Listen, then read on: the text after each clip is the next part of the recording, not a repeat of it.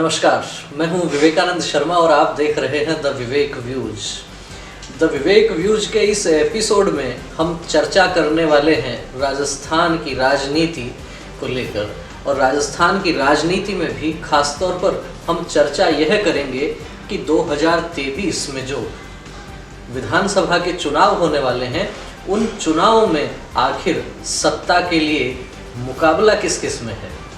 Bharatiya Janata party और कांग्रेस दोनों दल यहाँ सामान्य रूप से हर एक चुनाव के बाद सत्ता की अदला बदली करते देखे जाते हैं, लेकिन पार्टियों के भीतर जिस प्रकार से नेतृत्व को लेकर उहापोह की स्थिति बनी हुई है, या फिर स्थिति कह सकते हैं अंतर्कलह की भी स्थितियां जो बनी हुई हैं, उनमें 2023 आते आते किस प्रकार के परिवर्तन होंगे, यह देखना बहुत दिलचस्प रहने वाला है।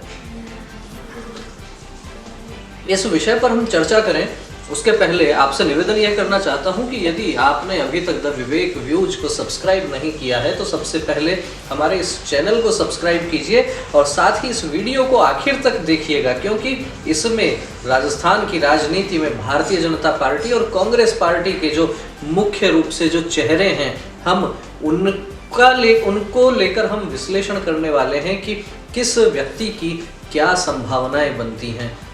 सबसे पहले हम बात करते हैं भारतीय जनता पार्टी की। सबसे बड़ा नाम भारतीय जनता पार्टी राजस्थान प्रदेश की राजनीति में वसुंधरा राजे का है। जी हाँ, कई बार मुख्यमंत्री रह चुकी हैं। भैरों सिंह शेखावत के उपराष्ट्रपति बनने के बाद में एक प्रकार से वसुंधरा राजे को राजस्थान की राजनीति में लाया गया। उस दौर में क्या स्थिति परिस्थितियां थी, यह हम सब जानते हैं। उस दौर में प्रोफेसर ललित किशोर चतुर्वेदी, हरिशंकर भावड़ा, घनश्याम तिवारी, भंवरलाल शर्मा, कैलाश मेघवाल जैसे तमाम बड़े नेता, गुलाब चंद कटारिया, जी हाँ, ऐसे अनेक नाम थे जो स्वाभाविक रूप से जिनके लिए ये कहा जा सकता है कि राजस्थान में भारतीय जनता पार्टी का चेहरा बनने के लिए जो प्रतीक्षारत थे। लेकिन वसुंधरा राजे आती हैं, यात्रा निकालती हैं और बहुत प्रसिद्ध हो जाती हैं, चुनाव जीतती हैं, बहुत भारी उनको जनमत मिलता है, लेकिन वे भी लगातार कुर्सी अपनी बचा नहीं पाती। एक बार मुख्यमंत्री बनती हैं, पुनः कांग्रेस सत्ता में आती है, फिर कांग्रेस को पटकनी देती हैं और फिर से कांग्रेस सत्ता में आती है। ये एक प्रकार से जो क्रम राजस्थान की राजनीति को लेकर लगातार बना हुआ है, एक बार भारतीय जनता पार्टी, एक बार कांग्रेस, इसी ढर्रे के चलते हुए वसुंधरा राजे भी लगातार प्रदेश को नेतृत्व नहीं दे पाती। लेकिन जब कांग्रेस सत्ता में होती है तब हम देखते हैं कि अक्सर ये बात कही जाती है कि उस दौर में जब भारतीय जनता पार्टी राजस्थान में विपक्ष में रहती है तो वसुंधरा राजे कहीं न कहीं नेपथ्य में चली जाती हैं। कोई नया नेतृत्व उभरने की बातें होती हैं, लेकिन जब चुनाव आता है तो आते आते फिर जो गणित बैठती है, जो समीकरण बैठते हैं वसुंधरा राजे उनमें मजबूत होने लगती हैं। लेकिन उस दौर में और आज के दौर में अंतर है। अंतर इसलिए है क्योंकि दिल्ली में बैठा आला कमान वो बदल चुका है। नरेंद्र मोदी और अमित शाह के साथ में किस प्रकार की ट्यूनिंग वसुंधरा राजे की है, यह किसी से छिपा हुआ नहीं है। इनके बीच में भी जिस प्रकार की खींचतान चलती रहती है उससे भी सब वाकिफ हैं। तो इन परिस्थितियों में क्या राजस्थान का 2023 के विधानसभा चुनाव में भारतीय जनता पार्टी का नेतृत्व किन्हीं और हाथों में जाने वाला है? सतीश पूनिया एक बड़ा नाम, 4 बार पार्टी के महामंत्री रहे, वर्तमान में भारतीय जनता पार्टी के प्रदेश अध्यक्ष हैं, आमेर से विधायक भी हैं। लेकिन जब से प्रदेश अध्यक्ष बने हैं कार्यशैली बदल गई है। जी हाँ, एक हम कह सकते हैं कि जिस प्रकार से जनप्रिय और लोकप्रिय नेता तो थे ही, लेकिन वह लोकप्रियता दिखने भी लगी है। चाहे उनके जन्म दिवस का आयोजन हो या फिर उनके अलग अलग जिलों में जो कार्यक्रम होते हैं, उन कार्यक्रमों को भी यदि आप देखेंगे तो निश्चित रूप से आप समझ जाएंगे ये केवल एक प्रदेश अध्यक्ष या केवल एक विधायक का दौरा नहीं है। तो फिर दौरा किसका है? क्या भावी मुख्यमंत्री का?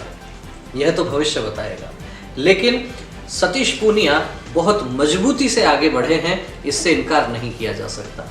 सतीश पूनिया का आभा मंडल कहिए या फिर केंद्र के साथ में उनकी जो ट्यूनिंग है अभी वो बहुत लाजवाब है, और उसी के चलते जनता में उनकी पैठ पहले से ही थी। सतीश पूनिया को भारतीय जनता पार्टी में कार्यकर्ताओं का नेता कहा जाता है। सतीश जी भाई साहब के नाम से वो जाने जाते हैं। जाट समाज से आते हैं, लेकिन गैर जाट समाज में उनकी लोकप्रियता अधिक है। सतीश पूनिया की स्वीकार्यता का एक ये बड़ा कारण हो सकता है। लेकिन अक्सर हम देखते हैं राजनीति में मुकाबला किन्हीं में होता है और बाजी कोई और मार ले जाता है। तो क्या राजस्थान की भाजपा में भी ऐसा होने वाला है? इनकार नहीं कर सकते।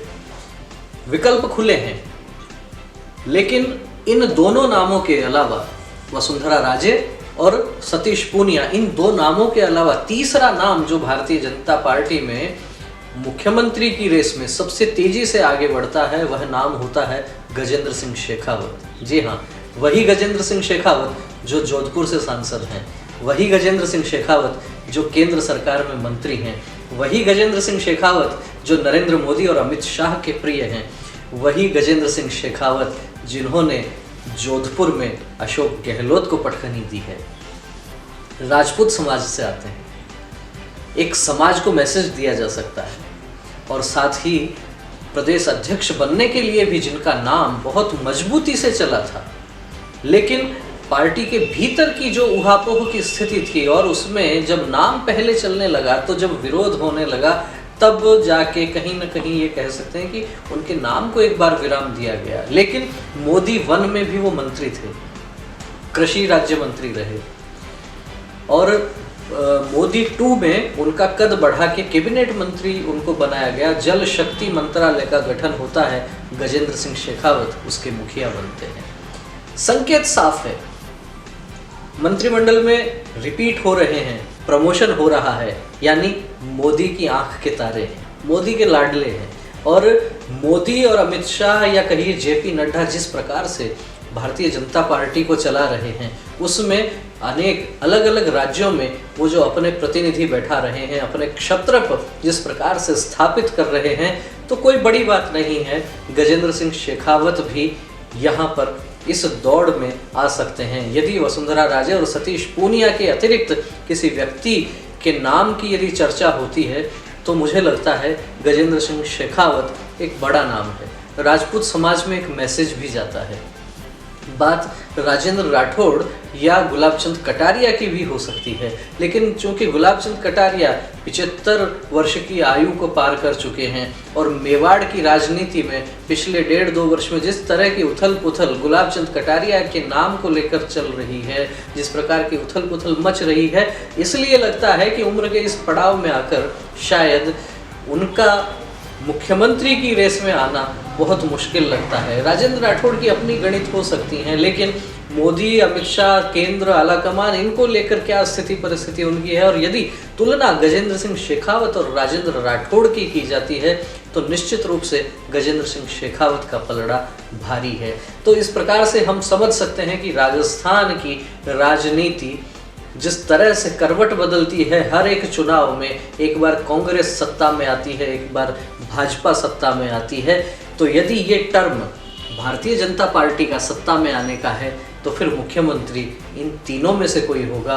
वसुंधरा राजे होती हैं, गजेंद्र सिंह शेखावत, या फिर सत्ता के ईश बनेंगे सतीश, ये समय बताएगा। बहरहाल ये बात हुई बीजेपी की। अब हम बात करेंगे कांग्रेस पार्टी की। कांग्रेस पार्टी में भाजपा से कहीं ज़्यादा उथल पुथल मची हुई है। उथल पुथल मची हुई है वर्तमान में मुख्यमंत्री अशोक गहलोत और पूर्व उप मुख्यमंत्री और पीसीसी के चीफ रहे सचिन पायलट को लेके। इसलिए मची हुई है कि जिस दौर में सचिन पायलट को राजस्थान प्रदेश कांग्रेस कमेटी का अध्यक्ष बनाया गया था, कांग्रेस की क्या स्थिति थी। स्वाभिमान शून्य पार्टी लगती थी, कार्यकर्ताओं का कहीं कोई ठिकाना नहीं लगता था। पार्टी हार से बुरी तरह टूट चुकी थी। उन परिस्थितियों में सचिन पायलट के रूप में एक युवा नेतृत्व उभरता है, जिले जिले में जाता है, दौरे करता है, कार्यकर्ताओं को एकजुट करता है, एकत्रित करके कार्यकर्ताओं को और विधानसभा चुनाव में जी जान लड़ा देता है। लेकिन मिलता क्या है? अनुभवी अशोक गहलोत कूटनीतिक रूप से उन्हें मात देकर उप मुख्यमंत्री की कुर्सी पर बिठा देते हैं। सत्ता का स्वाद फिर से अशोक गहलोत लेने लगते हैं। केवल इतनी ही बात नहीं है, सचिन पायलट ने 4 वर्षों तक जिस प्रकार से पूरे प्रदेश में जो भागदौड़ की थी, उस भागदौड़ से जो कार्यकर्ता कांग्रेस का उनके साथ कनेक्ट हुआ, जो कांग्रेस के लीडर उनके साथ कनेक्ट हुए, जब लगा कि उनको उचित प्रतिनिधित्व नहीं मिल रहा है, तो बगावती सुर भी पूरे हिंदुस्तान ने देखे थे। उन नेताओं का, विधायकों का जमावड़ा दिल्ली में जो रहा, दिल्ली के आसपास रहा, वो भी पूरे देश ने देखा था। लेकिन निकला क्या? चाय के प्याले में तूफान तो आया, लेकिन परिणाम सिफर रहा, 0 रहा। कमोबेश यही स्थिति मध्य प्रदेश में भी हमने देखी थी और मध्य प्रदेश का परिणाम कांग्रेस के प्रतिकूल रहा। ज्योतिरादित्य सिंधिया कांग्रेस छोड़कर भारतीय जनता पार्टी में मिल गए। राजस्थान में वैसा कुछ तो नहीं हुआ, लेकिन सचिन पायलट का मास्टर स्ट्रोक आना बाकी था। सचिन पायलट ने बार बार में केंद्रीय नेतृत्व को यह तो दिखा दिया कि मैं अशोक गहलोत से संतुष्ट नहीं हूं, लेकिन यह भी जता दिया कि पार्टी छोड़कर जाने वाला भी नहीं हूं, क्योंकि कहीं ना कहीं सचिन पायलट को ऐसा लगता है कि उनका वजूद है, उनका अस्तित्व है, तो वो कांग्रेस पार्टी में ही है। भारतीय जनता पार्टी में जाकर वो भी नेपथ्य में चले जाएंगे, इतने प्रभावी नहीं रहेंगे, क्योंकि भारतीय जनता पार्टी में नेतृत्व करने वालों की एक लंबी श्रृंखला है। कुछ नामों की हमने भी चर्चा की। उन नामों के बीच यदि सचिन पायलट जाते हैं तो कहाँ जाकर खड़े होंगे, ये बात सचिन पायलट को ठीक से समझ में आ गई। इसलिए कांग्रेस पार्टी छोड़कर नहीं गए, पार्टी के भीतर रहकर ही अपनी बगावत का झंडा बुलंद करते रहे। पार्टी से बाहर जाकर जो काम घनश्याम तिवारी ने किया था भाजपा से अलग होकर, वो भी परिणाम कहीं ना कहीं सचिन पायलट के जहन में होगा। जो घनश्याम तिवारी जब भाजपा में थे तब उनका एक रुतबा था, एक उनका बहुत बड़ा वोट बैंक कहिए या उनकी लोकप्रियता भी काफ़ी थी। लेकिन जब भाजपा छोड़ के दीनदयाल वाहिनी बनाते हैं, दीनदयाल वाहिनी छोड़ के जब कांग्रेस में जाते हैं और कांग्रेस से फिर छिटक कर वापस भाजपा में आते हैं, तो क्या स्थिति रह जाती है। लगता है इन चीज़ों को सचिन पायलट नज़दीकी से देख रहे हैं, इनसे सबक भी ले रहे हैं, इनसे सीख भी रहे हैं। इसीलिए पार्टी के भीतर रहकर ही अपनी बात आला कमान तक पहुंचाते हैं। इसीलिए राजस्थान प्रदेश में दौरे करते समय, घूमते फिरते समय, सार्वजनिक कार्यक्रमों में अपनी ही सरकार पर सवाल भी खड़े करते हैं, लेकिन पार्टी के भीतर रहकर, पार्टी के बाहर से नहीं। और केंद्रीय आला कमान जो है कांग्रेस का, उनको भी समझ में आने लगा है, ऐसा लगता है कुछ स्थिति परिस्थितियों से, कि सचिन पायलट को बराबर तवज्जो दी जा रही है, महत्व उनका कम नहीं हो रहा। राजस्थान सरकार के मंत्रिमंडल विस्तार की खबरें आती हैं, बार बार में खबरें आती हैं, सचिन पायलट को संतुष्ट करने के प्रयास किए जा रहे हैं, ऐसी खबरें भी आती हैं। अजय माकन के भी बयान आते हैं, लेकिन इन सब के बीच अशोक गहलोत के 2 बयान अचंभित करने वाले हैं।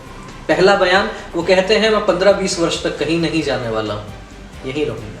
और कुछ दिन बाद में उनका बयान आता है कि मैं सत्ता में रहूं या न रहूं, कांग्रेस पार्टी सत्ता में रहनी चाहिए। दोनों बयानों को आप यदि राजनीतिक रूप से देखेंगे तो अपने आप समझ जाएंगे खिचड़ी कहीं न कहीं पक रही है। किस तरह की पक रही है? खैर, ये 2 बड़े नाम कांग्रेस पार्टी की ओर से, जो हम कह रहे थे कि राजस्थान का नेतृत्व कौन करने वाला हो सकता है, तो अशोक गहलोत मजबूत नाम है, जिस प्रकार से भारतीय जनता पार्टी में वसुंधरा राजे हैं। लेकिन यहाँ पर सचिन पायलट उनको कड़ी टक्कर दे रहे हैं, युवा चेहरे हैं पार्टी के। अशोक गहलोत ढलान पर हैं। हालांकि अशोक गहलोत के काम करने की स्टाइल बड़ी जोरदार रही है। उन्होंने अपने राजनीतिक विरोधियों को पार्टी के भीतर बहुत ही तरीके से ठिकाने लगाया है। राजस्थान कांग्रेस की राजनीति में जिस प्रकार से जाटों का एक दौर में दबदबा हुआ करता था, चाहे वो मिर्धा हो, चाहे वो शीशराम ओला हो, चाहे मदेरणा हो, उन सबसे पार पाकर अशोक गहलोत लगातार मुख्यमंत्री बनते रहे हैं। ऐसे में सचिन पायलट के साथ में अब उनकी टक्कर है, लेकिन वो दौर अलग था। वो दौर था जब अशोक गहलोत युवा हुआ करते थे। आज के इस दौर में युवा सचिन पायलट हैं और अशोक गहलोत ढलान पर हैं। तो समझिए, एक युवा चेहरा टक्कर दे रहा है, एक बुजुर्ग को मजबूती से दे रहा है। राहुल गांधी तक अच्छी पकड़ सचिन पायलट की बताई जाती है, तो क्या स्थिति परिस्थिति बनती है। लेकिन यहाँ भी यदि स्थिति वही आती है कि इन दोनों दिग्गजों के बीच में यदि झगड़ा होता है और तीसरे व्यक्ति को निर्विवाद रूप से सामने लाया जाता है, तो वो तीसरा चेहरा कांग्रेस पार्टी से कौन हो सकता है? मुझे लगता है सीपी जोशी हो सकते हैं। जी हाँ, वही सीपी जोशी जो एक वोट से चुनाव हारने के कारण मुख्यमंत्री बनते बनते रह गए थे, वही सीपी जोशी जो विधानसभा अध्यक्ष हैं, वही सीपी जोशी जिन्हें आगे करके कांग्रेस पार्टी नवल किशोर शर्मा को याद कर सकती है, एक ब्राह्मण चेहरे के नाते आ सकते हैं। जिस प्रकार से हम बात करते हैं कि गजेंद्र सिंह शेखावत यदि भारतीय जनता पार्टी से उम्मीदवार होते हैं तो राजपूत समाज में एक मैसेज भारतीय जनता पार्टी देने में सफल हो सकती है, उसी प्रकार यदि सीपी जोशी को चेहरा बनाया जाता है तो ब्राह्मण वोटों में भी कांग्रेस पार्टी सेंध लगा सकती है। ये तीसरा चेहरा कांग्रेस की तरफ से हो सकता है। कुछ लोग चर्चा करते हैं जिस प्रकार से भारतीय जनता पार्टी में राजेंद्र राठौड़ के नाम की चर्चा होती है, जिस प्रकार से गुलाब चंद कटारिया के नाम की चर्चा होती है, वैसे ही कुछ लोग कांग्रेस पार्टी के भीतर भंवर जितेंद्र सिंह के नाम की भी चर्चा करते हैं। राहुल गांधी से उनकी नज़दीकियां हैं, मनमोहन सिंह की सरकार में रक्षा राज्य मंत्री रहे, केंद्रीय गृह राज्य मंत्री रहे, बड़ा चेहरा बड़ा नाम उनका भी है, लेकिन बहरहाल वो आते हैं चौथे पायदान पर। तो मुख्य रूप से हम ये कह सकते हैं कि अगला जो चुनाव है 2023 विधानसभा चुनाव, नवंबर दिसंबर में जो चुनाव होना है, उस चुनाव में यदि राजस्थान की राजनीति के पैटर्न को हम देखते हैं, समझते हैं, और उसी पैटर्न पर यदि राजनीति चलती है तो सत्ता में भागीदारी भाजपा की होगी, इसकी संभावना अधिक होती है। और सत्ता में भागीदारी यदि भाजपा की होती है तो ये जो तीन नाम वसुंधरा राजे, सतीश पूनिया, गजेंद्र सिंह शेखावत, ये अभी हमारे को तात्कालिक रूप से नजर आते हैं, लेकिन जैसा बड़ा उलटफेर सचिन पायलट ने पिछले चुनाव में किया था, जितनी दौड़ धूप, जितनी मेहनत और गुर्जर वोट खासतौर पर उनके नाम से जो कनेक्ट होते हैं, यदि उस प्रकार का कोई खेल आने वाले कुछ समय में हो जाता है तो कांग्रेस पार्टी कड़ी टक्कर देगी। अब ये अलग बात है कि अशोक गहलोत चेहरा बनते हैं सचिन पायलट, या फिर इन दोनों की लड़ाई में सीपी जोशी बाजी मार ले जाते हैं, ये तो भविष्य बताएगा। आपका भी यदि इस विषय में कोई विचार हो, आपकी कोई प्रतिक्रिया हो, तो हमें कमेंट करके अवश्य अवगत करवाइए, क्योंकि ये जो 6 चेहरे हैं ये राजस्थान का नेतृत्व आने वाले समय में कर सकते हैं। आपको यदि हमारा यह वीडियो अच्छा लगा हो तो इसे लाइक कीजिए, अपनी प्रतिक्रियाएं कमेंट करके हमें अवगत करवाइए, और इस वीडियो को अधिक से अधिक लोगों से शेयर करते हुए चैनल को अवश्य सब्सक्राइब कीजिएगा। फिर मिलेंगे किसी एक नए वीडियो के साथ, किसी एक नए विचार के साथ। तब तक देखते रहिए द विवेक व्यूज। नमस्कार।